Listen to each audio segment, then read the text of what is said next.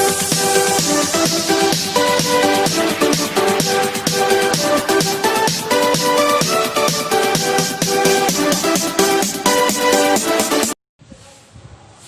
Morning बच्चों, Sardar Patel Jaroli phase 2 की online class में आप सबका स्वागत है।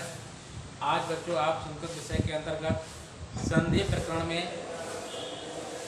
यण स्वर संधि के बारे में जानेंगे। इसके पहले आप लोगों ने स्वर संधि के अन्य भेद के बारे में जाना था, तो आइए बच्चों देखते हैं यण स्वर संधि। यण स्वर संधि का सूत्र है एको यड़च।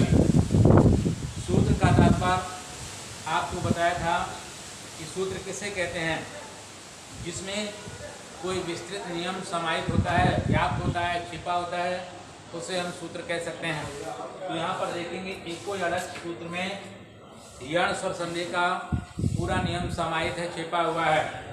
बच्चों एको का तात्पर्य एक होता है और एक प्रत्याहार का नाम होता है।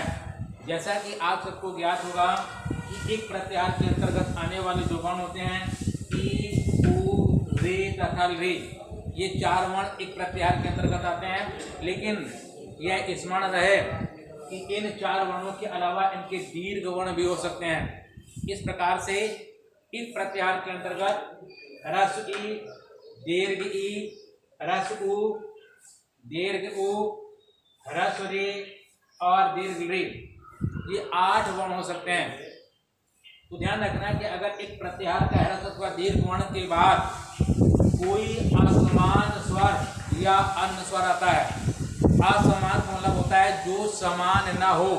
जैसे धन चिन्ह के पहले अगर ई वर्ण आ रहा है तो धन चिन्ह के बाद ई को छोड़कर कोई अन्य स्वर होगा, उसे असमान स्वर कहते हैं।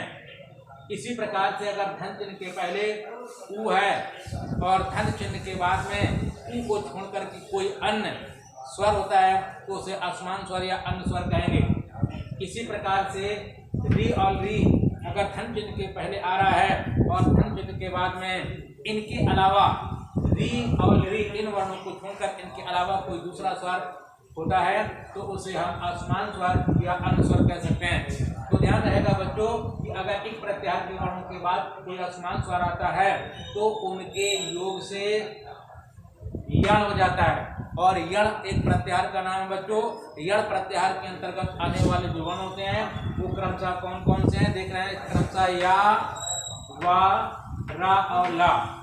वैसे जो ओलम होती है उसमें इनका जो क्रम होता है वर्णों का वो दूसरा होता है, लेकिन यहाँ पर सूत्र के आधार पर वर्णों का क्रम लिखा हुआ है, इसमें भ्रमित होने की जरूरत नहीं है। वैसे इनका क्रम होता है या, रा, ला और वह सबसे बाद में जाता है बच्चों। लेकिन यहाँ पर सूत्र की दृष्टि से हमने जो वर्ण लिखे हैं या, वा, रा और ला।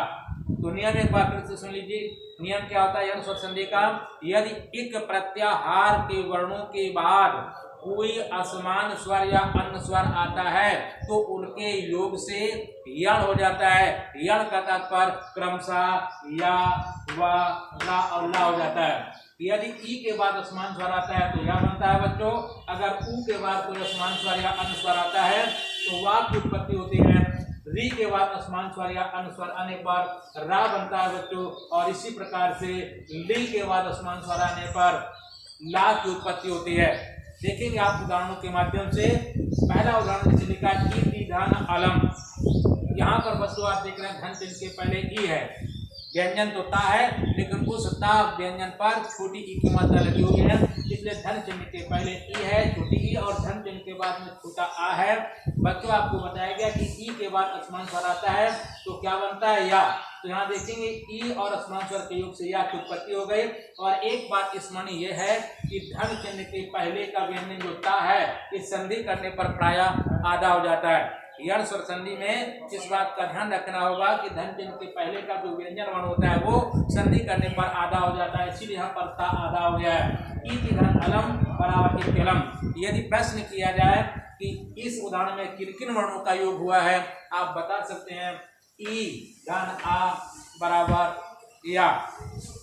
दूसरा उदाहरण देखेंगे बच्चों लिखा है ई, धन, आदि। यहाँ पर भी आप देख रहे हैं कि धन चिन्ह के पहले ई ह्रस्व ई है और धन चिन्ह के बाद में आ यानी दीर्घ आ है, दोनों के योग से संधि हो जाएगी इत्यादि। यहाँ पर भी आप देखेंगे ई के साथ दीर्घ आ का योग हुआ है तो ई और आ के योग से या की उत्पत्ति हुई है।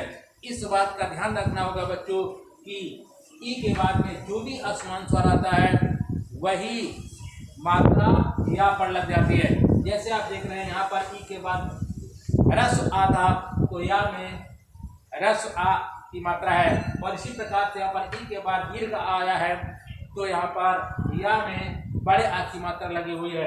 अगला उदाहरण देखेंगे बच्चों, प्रतिधन उत्तरम लिखा है। यहाँ पर भी ई के बाद असमान स्वर उ आया है, इसलिए इन दोनों के योग से संधि हो गई प्रतिधन।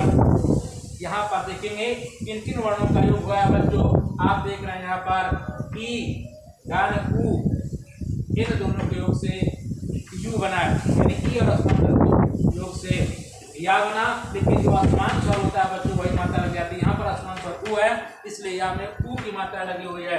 अगला उदाहरण बच्चों प्रतिधन एकम। यहाँ पर आप देख रहे हैं ई के बाद असमान स्वर ए आया है, प्रतिधन एकम की संधि हो जाएगी प्रत्येकम। यहाँ पर बच्चों अगर प्रश्न किया जाए कि किन किन वर्णों का योग हुआ है, आप बता सकते हैं ई धन ए बराबर ये। यहाँ पर भी असमान स्वर देख रहे हैं आप ए है, इसलिए या में ए की मात्रा लगी हुई है। तो इस बात का ध्यान रखना होगा कि ई के बाद जो असमान स्वर आता है वही मात्रा या पर लग जाती है। दूसरा उदाहरण देखेंगे बच्चों, ऐसा जिसमें उ तथा असमान स्वर के योग से वाक्य की उत्पत्ति होती है। लिखा है सुधन अल्पम, संधि हो जाएगी बच्चों स्वल्पम। यहाँ आप देख रहे हैं धन चिन्ह के पहले छोटा उ है और धन चिन्ह के बाद में छोटा आ है। छोटा उ और छोटा आ के योग से वाक्य की उत्पत्ति हुई है। अगला उदाहरण देखेंगे बच्चों, लिखा है सुधन आगतम। सुधन आगतम की संधि होती है बच्चों स्वागतम। यहाँ पर आप देख रहे हैं धन चिन्ह के पहले छोटा उ है और धन चिन्ह के बाद में बड़ा आ है, इसलिए यह पूछा जाए कि यहाँ पर किन किन वर्णों का योग हुआ है, आप बता सकेंगे छोटा उ धन बड़ा आ। छोटा उ और बड़ा आ के योग से वाक्य की उत्पत्ति हुई है। यहाँ पर भी वही नियम लागू होता है कि जो असमान स्वर होता है वही मात्रा वा पर लग जाती है। यहाँ पर असमान स्वर आ था इसलिए वा में छोटे आ की मात्रा लगी हुई है। यहाँ पर असमान स्वर उ के बाद बड़ा आया है इसलिए वा में बड़े आ की मात्रा लगी हुई है। अगला उदाहरण देखेंगे बच्चों, लिखा अनुधन एषणम। यहाँ पर देख रहे हैं आप धन चिन्ह के पहले उ यानी छोटा उ है और धन चिन्ह के बाद बच्चों क्या है ए, दोनों के मिलाने से संधि क्या हो जाएगी अन्वेषणम। यहाँ पर आप देख सकते हैं कि उ के बाद असमान स्वर ए आया है, इसलिए जो हमारा वा बना है इसमें ए की मात्रा लगी हुई है। क्यों? क्योंकि आपको बताया गया कि अगर उ के बाद असमान स्वर आता है तो वा बनता है और जो असमान स्वर आता है वही मात्रा वा पर लग जाती है। अगला उदाहरण देखेंगे बच्चों, लिखा पितृधन अंसा। ये उदाहरण आप देख रहे हैं, ऐसा है जिसमें कि री के बाद असमान स्वर आने पर रा की उत्पत्ति होती है। यहाँ आप देख रहे हैं धन चिन्ह के पहले क्या है बच्चों री और धन चिन्ह के बाद में क्या है अंग, दोनों को मिलाने से संधि क्या हो गई बच्चों पितृंसा। यहाँ पर आप देख रहे हैं री और अंग के योग से रंग की उत्पत्ति हुई है। अगर पूछा जाए कौन कौन से वर्णों का मिश्रण हुआ है और क्या बना है तो आप बता सकते हैं री रंग अंग बराबर रंग। कभी कभी यहाँ पर बच्चों को भ्रम हो जाता है कि यहाँ पर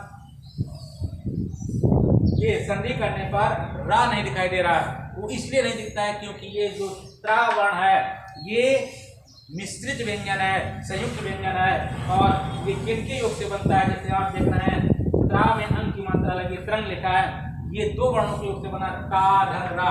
तो यहाँ पर जब हम इस तरीके से लिखते हैं तो पता चल जाता है कि यहाँ रा की उत्पत्ति हुई है, लेकिन यहाँ पर संयुक्त वर्ण होने के कारण ज्ञात नहीं हो पाता है, तो इसमें भ्रम की स्थिति में न रहें। दूसरा उदाहरण बच्चों है मात्र धन आदेशा। यहाँ पर भी आप देख रहे हैं धन चिन्ह के पहले री है और धन चिन्ह के बाद में दीर्घ आ है, तो री और आ के योग से रा की उत्पत्ति हुई है। संधि करने पर क्या बना है मात्रादेशा। आप देख सकते हैं री धन बड़ा आ बराबर बड़ा रा, और यहाँ पर संयुक्त वर्ण को हमने लिख के दिखा दिया है कि त्रा में किन किन वर्णों का योग होता है ता धन रा। इस प्रकार से त्रा की उत्पत्ति होती है। अगला उदाहरण बच्चों नृ धन अकारा। ये उदाहरण ऐसा है जिसमें नृ के बाद उस्मान स्वर या स्वर आने पर ला की उत्पत्ति होती है बच्चों। यहाँ आप देख रहे हैं नृ धन अकारा, इसकी संधि क्या हो जाएगी लकारा। आप यहाँ देख रहे हैं नृ धन आकृत बराबर लाकृत में नृ और आगला ला की उत्पत्ति हुई है। धन्यवाद बच्चों।